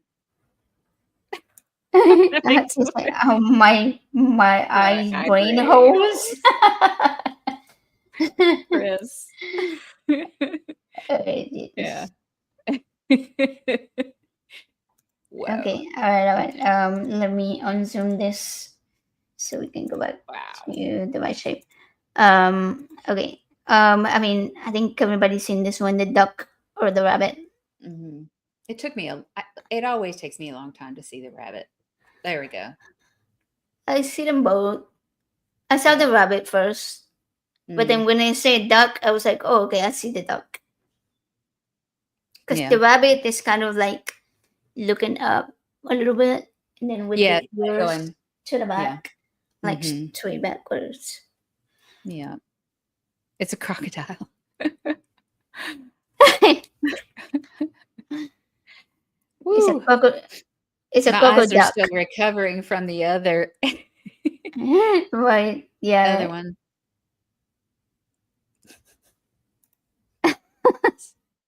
He saw the rabbit in elementary school and cried because someone cut their ears. Oh Yeah, no, that's so sad. That's a traumatic memory. poor doggy. Mm. Um. Okay, I don't know if we can put this one in. That one wouldn't fit in the whole screen. Oh, that's like the one from earlier where they're like, okay, that's very trippy. And if you turn your head, it oh like sideways. This looks a little spinny. It is. Yeah, I think it's pretty much the same one as the other one. I need to make a quilt like that. That'd be wild. I don't know if I I could sew. know, I don't right? know if I could sew straight. I don't know. So it says that it's an illusion that we perceive movement that isn't happening. Everything in the image above is static, and yet the overlapping round objects appear to swirl. If you stare at any specific point in the image, the effect stops. A 2005 study published in the Journal of Vision suggested that most people's visual systems inferred the presence of motion in static, repeated asymmetric patterns like this one because the design invokes a pattern of no, not yeah, neural activity. Sorry, I thought I said neutral. Neural activity that normally occurs when an object is moving. But why? How do it know? Why do it do that? That's the thing. Like purpose of what's the purpose Yeah, of like making something that's not moving look like it's moving? right, because that wouldn't like keep you safe from danger because like you don't want static things to move. Okay, I don't know what this one is. We're looking at a I've seen this before, but I can't remember what it is. I think the I can't remember. hmm, I think the square with the B in it is the same color as the square with the A in it. I could be wrong. oh, but according to the pattern, it wouldn't be. I know, right? But let's see what it says. Both labeled squares in the checker shadow illusions are the same shade of gray. Okay, you're right. But the illusion tricks our brains into seeing them as different shades. Edward Adelson, a professor of vision science at the Massachusetts Institute of Technology, created the illusion. The square labeled A appears much darker because it's surrounded by lighter squares, while the square labeled B appears lighter because it's surrounded by, by darker squares. The illusion of a shadow also adds to this effect. Let's see if we cover the middle up. Are they though? Like how do we? I'm trying to cover them up to see if they look the same. If we're not, Yeah, oh, I can't make it make sense. okay. If I cover like everything around B, which is like this kind of, then it does look almost the same shade. It's Very kind of close. crazy. Yep. Yeah. But So yeah, like you will have to cover all of the surrounding squares in order to not make the illusion happen because the squares around it are the ones that are making your brain think that is a certain color. when I said that about the quilt, 14 thoughts said, yeah, that's what everyone wants. A throw quilt that makes you car sick. That's pretty No. funny. Yeah. Okay. Yeah, I'm Okay. my brain is getting tired. Yeah, let's do the sound one. All right. Okay, let's do some sound. Yeah. Woo. All right, let me find Eggward it. was trippy. I couldn't look at it. Eggward's the one with the dots in it. Yeah. Oh, I actually have a short video. Oh, okay. So, 1 second. Let's see if I can put it up on this. So this one you have to count. Uh, okay, let me get past the advertisement. Sorry about that. I don't have the professional. Uh, okay, so you're supposed to count how many times the ball is passed between the people only in the white shirts. Only in the Collective white attention. shirts. Yeah, let's see. Count how many times the players wearing white pass the basketball.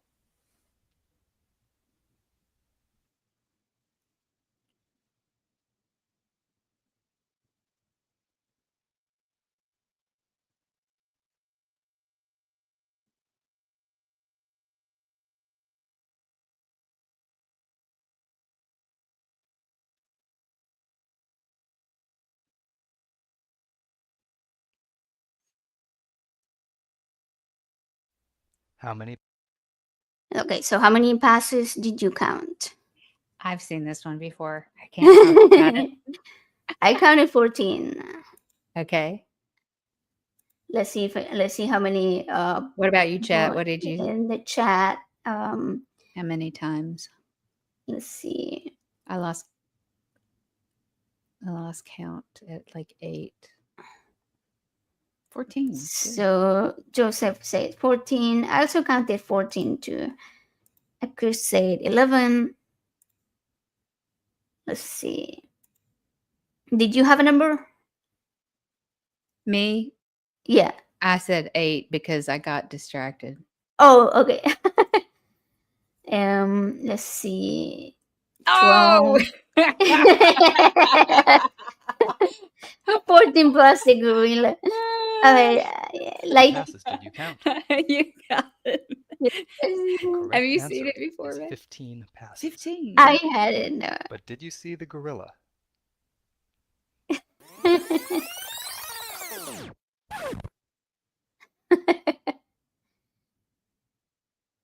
Now we focus on the gorilla, but it's easy to miss because This there's a couple of people with long hair and like Yeah. they're also dressed in black, and so you don't really notice. Uh, Chris said there is no gorilla. It's a CIA lie. Yeah, funny. Oh man. Meg, have you seen that one before? Yeah, I hadn't seen it until I was looking for stuff to do here. So I The thought it first was time I funny. saw that, I totally missed the gorilla. So Oh, I'm sure, sure, yeah, yeah. totally did. Okay. Oh wow. She hadn't seen it before, but she still saw the gorilla. Good for you. Okay, good. Oh wait. Oh, okay. Here comes the video. Uh, it's like a sound, but it's a short video too. Okay. So say choose a phrase and focus on it. You'll hear that word or that phrase every time. So pick whichever you want and see if you hear that.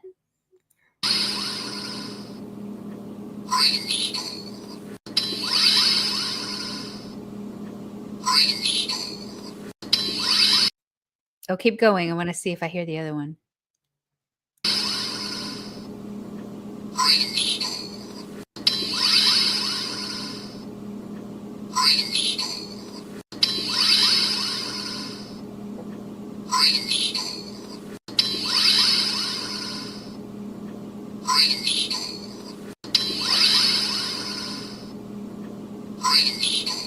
Oh It's man. like,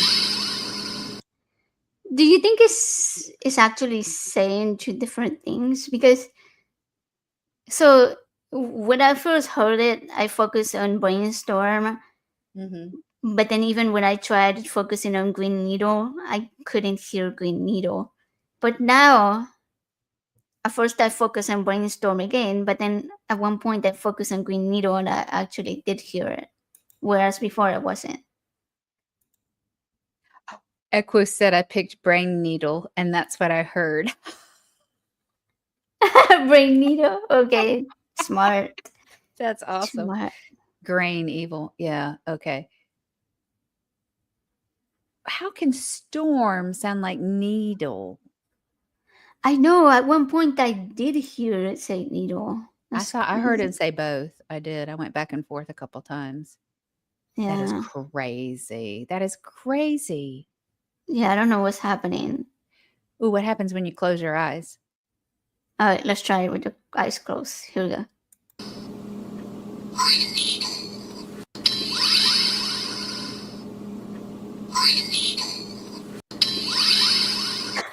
Okay. I think Ekus messed it up for me because now all I could hear was brain needle. I hear brainstorm. That's what I heard. Okay. When you close your eyes, you hear the dress is blue and black. Yes, yes, you did. I think we are fooling our brains. I Crazy. know, like, isn't that amazing? Like how we can Hmm. hear different things and see different things. And I guess I always wonder if I would be able to hear this because when the first what was it called, Laurel Yenny one? I don't know if you heard that one where they say Laurel and Yenny. Oh, Okay, right, right, right. Yes, I did hear that one. okay. So when that one first came out, I still didn't have my cochlear implant, so like I couldn't really tell. Again, Yeah, our senses drive how we perceive the world. And so I wondered if I could distinguish something like this. But it's so interesting, like if you like looking at one and looking at the other and doing it with the eyes closed, like how many different things you hear. yeah, Um, yeah. it it really makes you wonder about the brain. It does.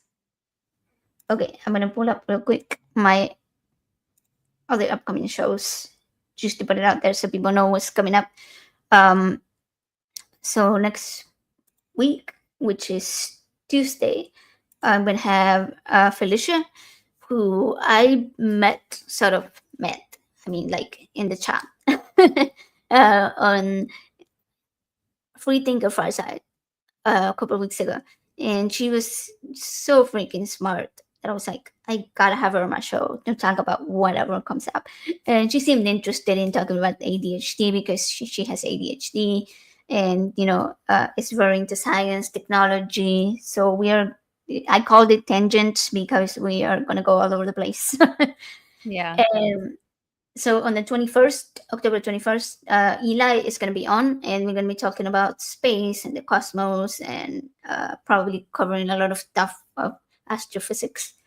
Mm. And toward the end of November, I'm going to have Richard Gilliver, who's already been on twice on the show, and this is going to be his third time. But I just really enjoy talking to him. He's so smart, especially when it comes to the topic of consciousness and philosophical arguments. He's amazing. He's writing a book about both, and so yeah, that's what we're Hmm. going to be doing. So that's going to be fun. Oh, and this Sunday, I am going to be on Maya Atkinson's um her Sunday night show. We'll talk Bad about Science Sunday. sciences, about science Sunday. That's the one. That's awesome. Yay. Yeah, that's gonna I'm, be so fun. I was on once months ago, like maybe like 6 months ago or something. yeah, So that's gonna be really fun. I'm excited for that one. I don't know what that's the awesome. video is gonna be about, but Oh, we'll well, I'm gonna be on Bad Science Sunday on the 19th. oh yay. Yay. Yay. I'm very excited. Oh, Very okay, excited. okay, so it's the weekend after me. Yeah. Perfect. That's Be awesome. fun. Yeah, that's gonna It'll be be really good. fun. That's great. Um, Well, so go ahead. you know what? Which effect we didn't cover is something that a lot of people do, which is the placebo effect and the nocebo effect. So the placebo effect is when they give you, let's say, something that you really believe. Was that my beeping? Your computer gonna restart again? Oh no, I And I'm hope gonna not. sit there going, No, I think it was my insulin pump. Maybe did it stop okay. though? No, no, no, no. I'm teasing. We're good. Oh, okay, good. No, I thought it was still going. I was like, oh my goodness, what is it? No, it stopped. It stopped. Yeah. Okay, good. No, because my insulin pumps sometimes will go off and do like a really long beep that is No. deafening. But I changed it this morning, so I was like, it can't be that. But anyway, so the placebo effect is when they give you something. It can be a medication, it can be a drink, herbs, I don't know, essential oils, some Mhm. type of treatment, and you already go in it thinking that it's gonna work, and so Mhm. it kind of does. It kind of Yeah. does because your brain is already wired for thinking that it will. And the opposite is also true, which is the nocebo effect. Um, Basically, if you're thinking, let's say with my kid, for example, my kid is super picky, but they're autistic, so like has a lot of texture issues with food. And so sometimes I'll be like, hey, why don't you try this? But they already go in thinking I'm not gonna like it, and so they try a bite and don't like it because they already went thinking into it that Mhm. we're gonna like it. And it can happen for health outcomes as well. Like if you go into a surgery or a treatment for a condition, and your mind is set and that is not gonna work. Like, sure, the the science, the medication is more than likely gonna do the work, but your brain is gonna fool you into thinking that it's not. Uh, Yeah. so Yeah. it's pretty interesting the way that goes. So, Yeah. do you have any shows coming up? Anything I cool? do. Tuesday evening, Eastern Time, 8 p.m. Dr. Kip Davis is going to be back on, and we're going to talk about Job because we didn't get to talk about Job last time, and maybe Isaac, and maybe Genesis too. But we'll be talking about stuff that he's talking about in his book. So I'm excited about that. And then Sunday the 19th, I'll be uh, on Bad Science Sunday, and yeah, so I'm doing a live pretty much every other Tuesday right now. Maybe I'll do every week sometime, but right now it's every other week. So this is that's coming up. I'm very excited. That's And just awesome. Yeah, yeah. and if you guys haven't subscribed to Misinterpretations channel, go do that right now. Oh, I thank you. demand. I'm getting close to 500. I'm getting close. So I we'll know, me too. yay. Yeah. So yeah, so that ought to be fun. So there's lots of different ways that we can't trust our brain. Yeah. Oh, so Maya saying that she hasn't been wanting to feature all women for Women's Month, and this is the first time that since she started the shows that she's known enough women to do that. So hey, Yay. if you're recruiting me, I'm in. Okay. Yay. Yay. Yay. Yay. That's awesome. That's good. Well, it's Oh, and if you okay. aren't watching Bad Science Sunday, what are you doing with your life? You need to go watch that. That's really fun. Right, exactly. Okay, give me 1 second because somebody was asking for the link to your channel, which I am quickly gonna post in chat. Okay. So, okay, there we go. Yep. I should have already had it pulled up, but yeah. Cool. I Thank mean, you. BC was here, Pragmatic Crystal was here earlier doing the things, so All right. Yeah, she's busy woman though. busy, busy. I know. Yeah. Yeah. Thank you. That's fun. All righty. So yeah, our brains, yeah. So it's learning to be able to go, okay, now is it really like to be able to uh pause, right? When we think something or feel something or sense something, right? It's Yeah, then there's more than likely, a natural explanation to it. mhm, Even though it may feel very, very real, like in the case of people who see hallucinations, right? Visual mhm, hallucinations, mhm, like people with OCD or other mental illnesses, where their brain chemicals, which is a great example of when the brain chemicals are not completely balanced, then you can experience these other things yeah, uh, around that. yeah, So yeah. It's yeah, fascinating. Yeah, yeah, it is. my thank you for subbing, Forging Thought, appreciate it. The My anthropology professor, Mel Connor, at Emory, he described it as, well, basically the brain has a lot of chemicals sloshing around up in there.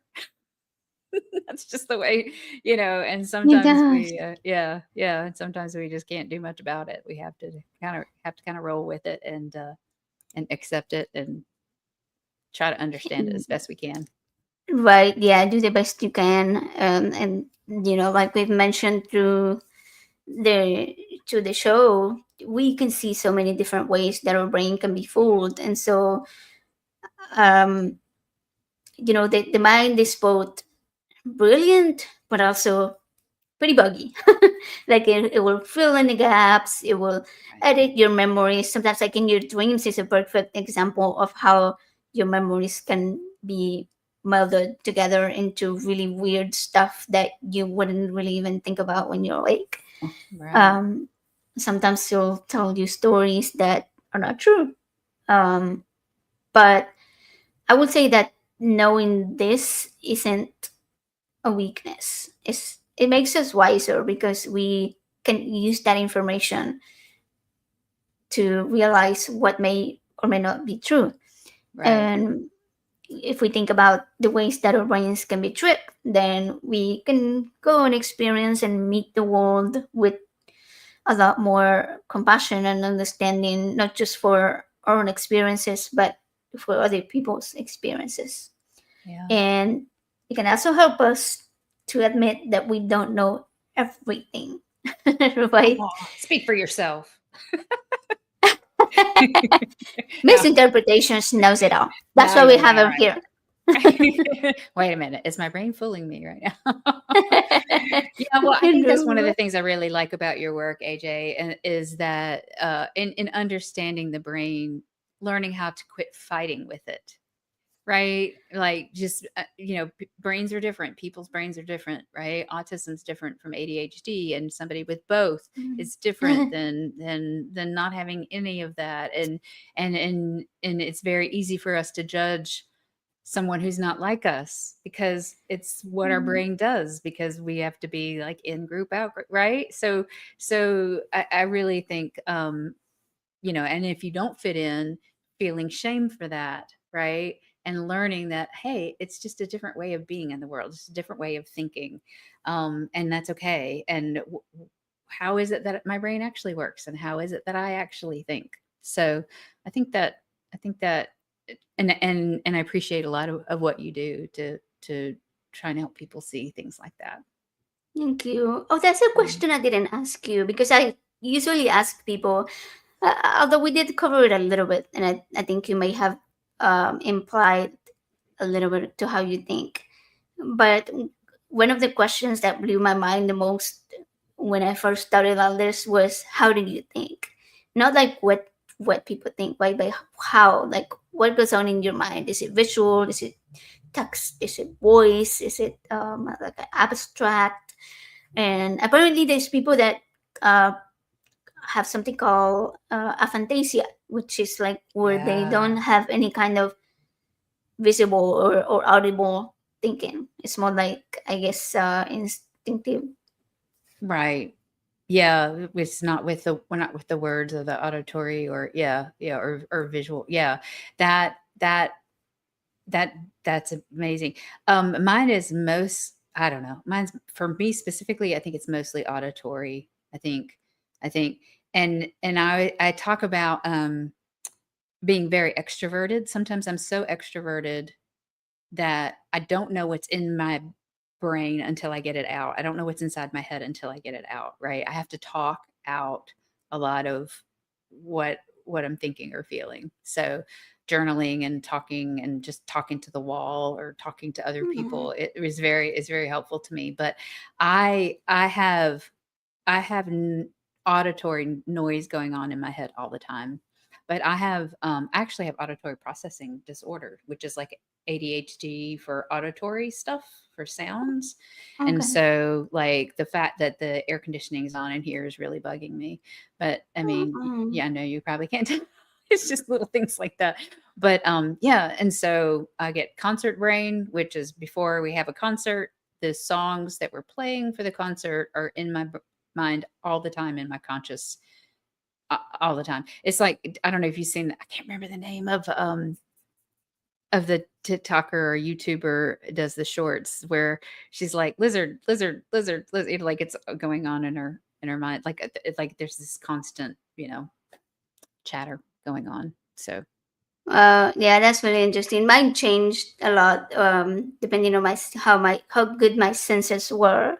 Like growing yeah. up, I was mostly visual, but then losing my eyesight and re- sort of regaining, I guess, my hearing. Well, it was never that good, but like improving my hearing with the cochlear implant Hmm. changed to mostly a verbal, like oral thinking style, and the visual became really, really dimmed. And it's what we were talking about earlier, neuroplasticity, how the brain changes based on the Yeah. input, which is why it's so important to consume information, to learn, to always keep learning, um, reading books, learning manual things that you can do, right? Hobbies and stuff like that. Right. Skills that can strengthen your brain. Um, Yeah. so, Yeah. Yep. That's why my mom taught me how to do needlework and handwork, like oh, that's to cool. crochet. She's like, you got to learn this now because you're going to want to do it when you're older, and it's much harder. So just learn it now, and then you'll be able to. So every I winter, like my that. daughter and I sit and we watch TV and we crochet because Oh, that's so yeah, sweet that you passed yeah, it on to your it's a winter daughter. thing. I love Yeah, that. yeah, yeah. It's fun. That's So really sweet. yeah. So Yeah. keep your brain going and y'all stop fighting with yourself so much. Give yourself a break. It's just With, doing what it thinks it's supposed to do. with yourself and with other people. Just Yeah. stop fighting. Just be Yeah. nice. Be cool. All right. So remember, reality may not always match to what we think we're seeing or hearing, but that's okay, because what makes us human isn't that perception, is our ability to, what we just said, to wonder, to do some critical thinking, to keep learning and searching for the truth. So always trust the evidence, not the claim. All right, guys. So this was really fun. Thank you so much. Remember, everybody, to go subscribe, like the streams, share whatever you can do. I'll see you around. Bye bye. Hey, thanks.